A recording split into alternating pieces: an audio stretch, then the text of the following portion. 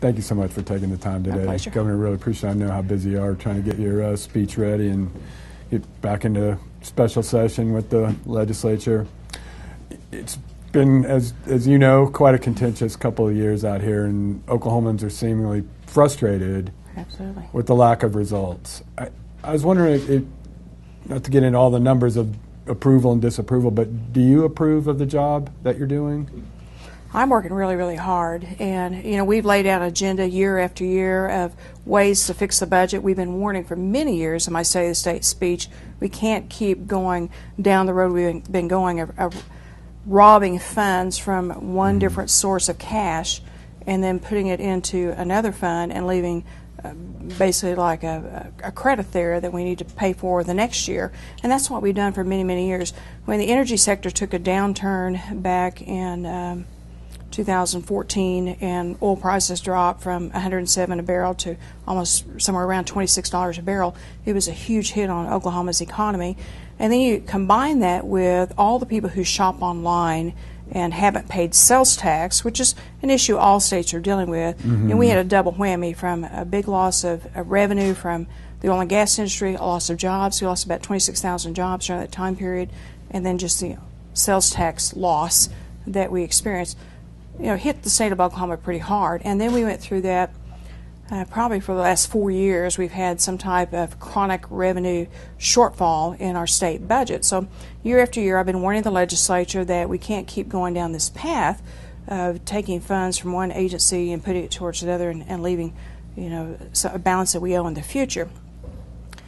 Unfortunately, they haven't heeded that advice, and now we're to the point that we're in a budget crisis that we've cut the agencies anywhere from 0% up to 50%.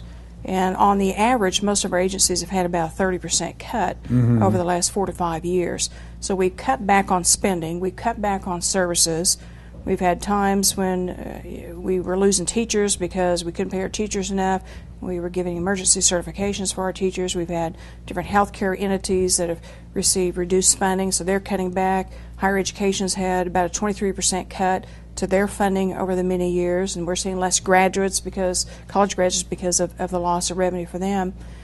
And of course, we're under a federal court order for the Department of Human Services on our child welfare services and foster care.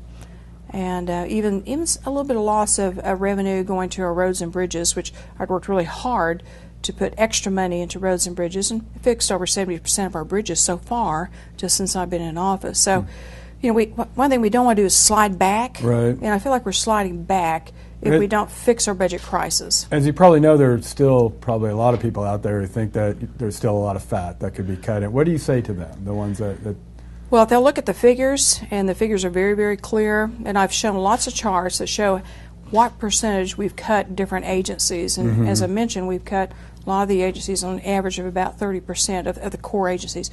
There are agencies we've protected, like education, corrections, the Highway Patrol, some of the health care services mental health that we've tried to protect. But in the last special session budget that I vetoed a large portion of, there were 49 agencies getting cuts on top of the cuts they've already had. And you get to a point where you have an ineffective government because you can't provide the services in an efficient manner. And we've seen some of that with some of our agencies lately and some of the challenges we've had with them. So obviously the Senate was able to pass a tax package in November that the House fell just a few votes short of. The Step Up, the Business Coalition, has come up with a tax package very similar, has some of the same, the oil and gas production tax, the cigarette tax, fuels tax, and then some added things like the income tax and this new fee on renewables. Do you support it? I do. Are you hoping that it passes? And let me ask you this. Is this the first time that you've ever supported a package of tax increases or any tax increases? No, actually, over the last several years, I've asked the legislature to address smoking issues and improve the health of Oklahoma. So I've been advocating for many years that we increase the cigarette tax. It's a consumption tax, a sin tax, as people like to call it. But one of the things I want to do and have strived to do is improve the health of our state. When we have some of the highest smoking rates in the nation, then you have people that are on state services like Medicaid that you have to pay for the unhealthy conditions that they might have. And of course, it also affects our premium in cost for our health insurance that you and I pay, even if we don't smoke ourselves. And it's just important to improve the health of the overall status of our state. That affects our workforce too. And so I've advocated for many years that we increase the cigarette tax as other states have. It's been proven in other states to reduce smoking. So that's been something I've supported. We've adjusted the gross production tax several times since I've been governor in the past legislative sessions. That's once again in the step-up plan that is available. And if you look at the numbers, about 70% of Oklahomans think we should increase the gross production tax on oil companies. And the oil industry and energy sector has stepped up to say, yes, we would support an increase going to 4% GPT, which is good. We have one of the lowest gasoline taxes in the nation. Is that right? In our region, we're the lowest. We haven't raised it in over 30 years. Many states across the nation have raised their gasoline tax. You've got to pay for roads and bridges. Right. If you want good infrastructure in your state, that's something that many states, many governors, both Democrats and Republicans, even Republicans that had no budget shortfall, have adjusted their gasoline taxes. And we think that's a way that we can help provide the type of infrastructure we need for a growing economy. You're probably going to get less and less money from the federal government for Absolutely. roads. Well, we already are, especially with the new federal tax changes that have gone into effect. Right. And, we've received word that on our teaching hospitals recently that a waiver that we had for a long period of time is going to be disallowed, and we're going to lose some money for our teaching residency programs, which affects our rural doctors going out into our rural communities and hospitals. So, there's a lot of different things that have been changing on the federal side and on the state side. Let me ask you about. I mean, I read that you have an interest in this work requirement for Medicaid recipients. Absolutely. Would you consider, along with that, expanding Medicaid if that's still possible, getting some kind of waiver to expand it to more of the population, people with higher incomes, the expansion that you refused to do or you declined to do early in your first term? I wouldn't do the Obama expansion. I don't even think it's possible right now. Okay. And I always did refuse to do that, and I'm glad I did because we couldn't pay for it, Chris. And we already had a budget shortfall for those last many years, budget crisis, and it would have cost us more money putting more people into the system. If you look at the states that did expand it, they're having financial problems now. But one of the things I've always advocated and stood strong for is the Insure Oklahoma plan, which I've worked towards trying to expand that.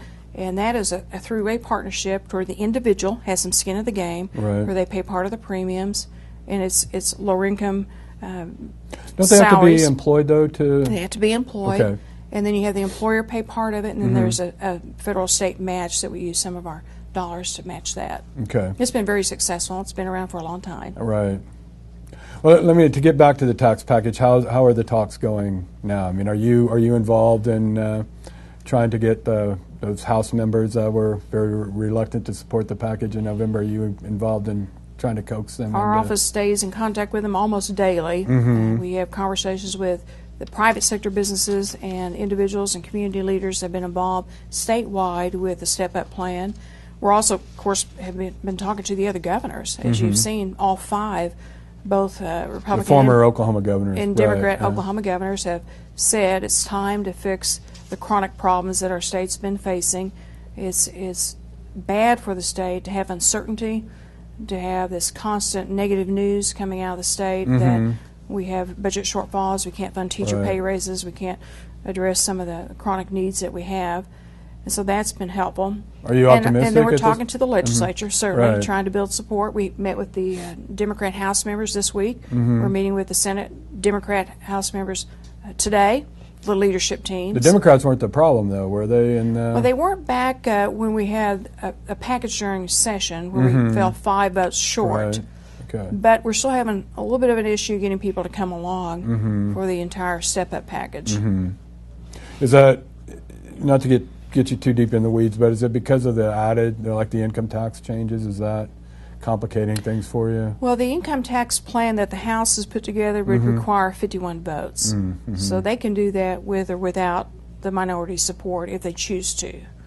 So that's one thing. I think some of the hang-up right now is the wind incentives that have been in place for a long period of time in the state.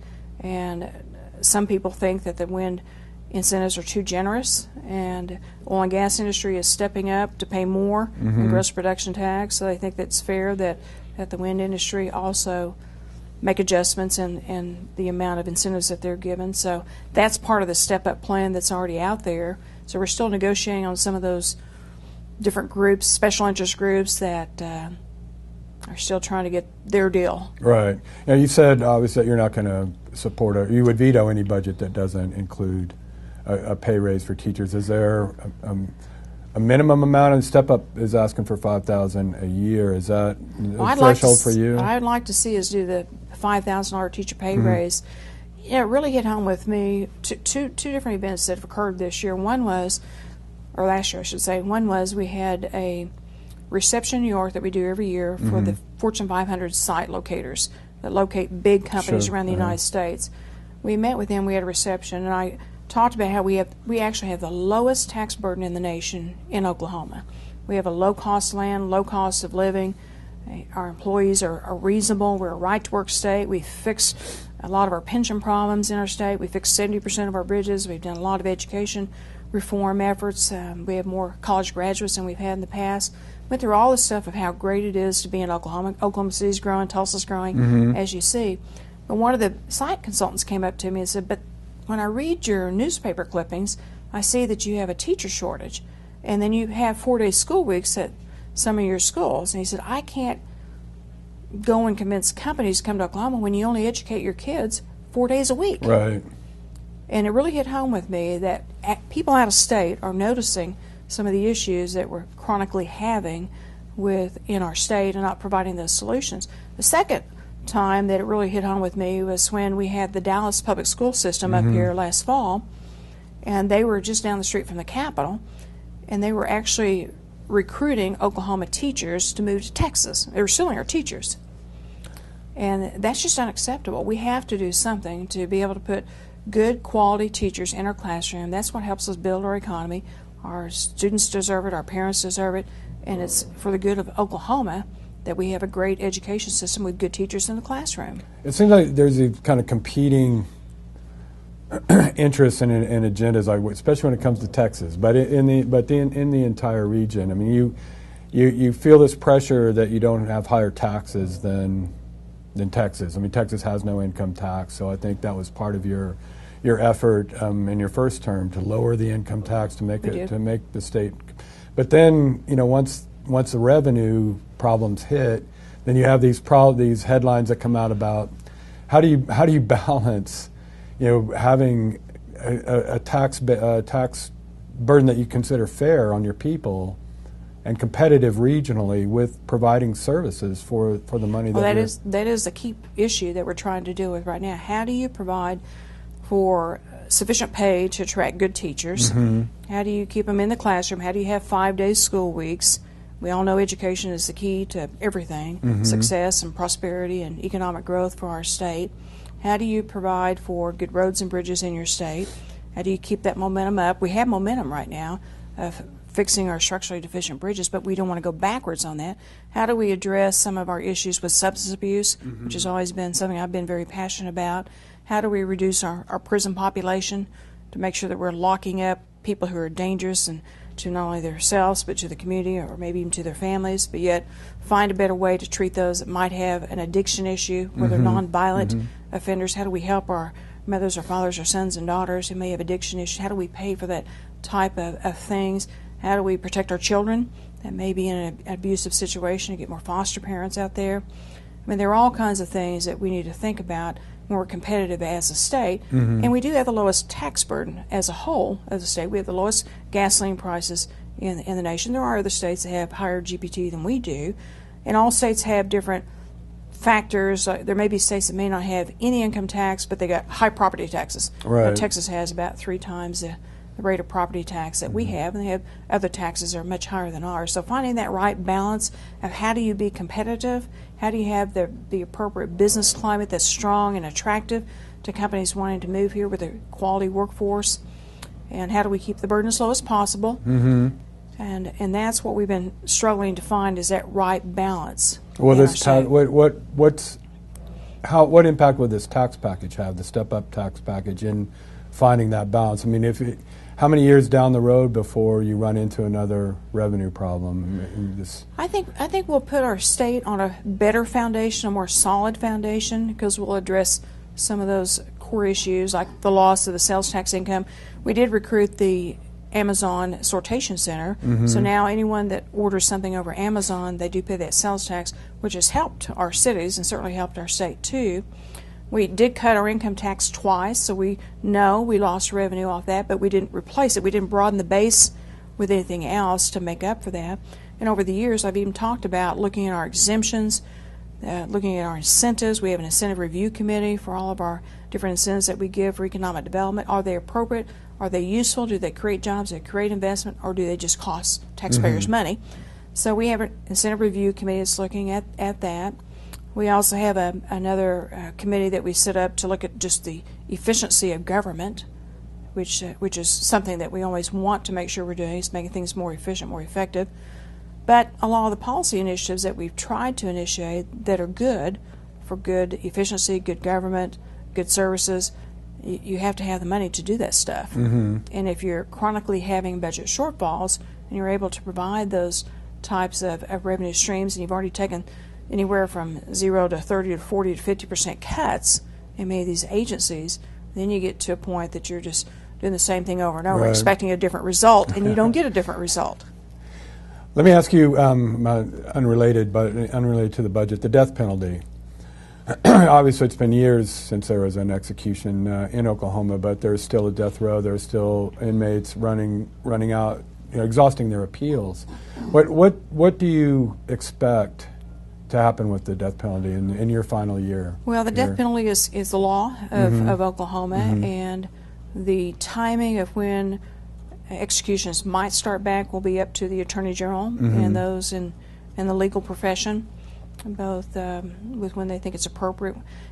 We experienced some challenges with our execution procedures many years ago. We asked the Corrections Department to rewrite those procedures along with the Attorney General back at that time, and they've rewritten a lot of those procedures, put new things in place, but it's still up to the Attorney General to say it's time, or we still got some more work to do. What could you do? I mean, how do you feel about the death penalty at this point? I still support it, but I visited with the Attorney General about it, and we're still working through things. Okay. Do you expect there to be anything in the next year, any change in the next year? I don't know yet. He hasn't given us a time frame yet, but what I expect of the death penalty is that if we use it, that it has to be fair, legal, humane to the inmate itself, and of course also follow the law, and also certainly keep in mind the victims of whatever crime might have been committed. Right. Obviously, it's the first time in a long time that you won't be running for office. You've won 9. You've never lost an election for state house, lieutenant governor, Congress, governor. Won 9 elections. Do you think you could win this year if you were able to run? Do you think you could win this year? You know, I don't even want to think about that. The world's politics has changed tremendously.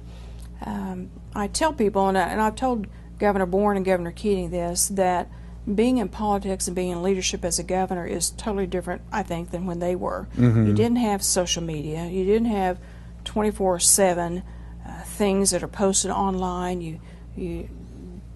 We got 800 emails yesterday on one topic, just yesterday alone. You don't have all the emails. You don't have all the contacts that you have with the public. You don't have YouTube, following you, or people following you around. So it's a different world politically to even run. Back when I ran for office, back in 1990, and over the years I ran, it's a very high-touch public event where you go to lots of bean suppers and parades, and you knocked on every door in Oklahoma City, I think, when you were knock running doors. for that. Yes, absolutely. And you knock doors not just once, but twice, but 3 times if you're really good at this stuff. So it's a different mode of campaigning these days. A lot of it's social media. It's sending out emails. It could even be text messages. It's posting things on YouTube. It's how you message things. And then, frankly, even for a candidate these days, it's how do you fight false information that may be out there. It's really easy to post something that may not be true, and then you're trying to turn that message around if you're a candidate, trying to get your real message out and what is your real position on a particular issue. So it's a different ball game. So I'm happy that I've had the opportunity to serve the last 28 years, but it's been a great opportunity and great challenge. There are some pretty challenging times, but I'm proud of what we've done, and I'll be excited about the new chapter in my life. Are you thinking about that at all, or are you too focused on special session? Well, I got a lot going on with special session right now and regular session, and of course we want to finish strong. We still have a long list of things that we want to accomplish. We've given legislators bills to carry for us related to criminal justice. We still have some consolidation of different agencies that we'd like to see. We have some reform efforts that we've given to legislators to help us with, and of course a step-up plan. And I think my biggest goal this year is to stabilize the budget, put our state in a better position for prosperity when the next governor comes in. You know, when I took office, I said this many, many times, but we had $2.03 in our rainy day account, in our savings account. We had just right under a 7% unemployment rate. Now we're right around 4.2% unemployment. We fixed over 70% of our bridges since I took office. We've cut our pension system liabilities by 1/2, which is remarkable. We went from $18 billion down to $9 billion in deficit in our pension systems. We've been able to increase our STEM education by 32%, science, technology, engineering, and math. We've been able to increase our number of graduates from colleges and universities and career techs. And we've been able to solicit 1,000 new families plus in our foster care system over what we've had in the past. So we've done a lot of great things. We fixed the Capitol, finally, over all these years. We passed 2 bond issues, fixed the Capitol. We built a new ME's office, working on a new health lab. We took care of the Indian Cultural Center issue that we've had for many, many years. Got a plan going for Lake Texoma. So there's been a lot of things we've been able to resolve. Always still more to do. Right. Always a different challenge every day. Governor, thank you so much for your time. I really appreciate it. Good luck next week. And welcome back. Thank you. It's great to be back.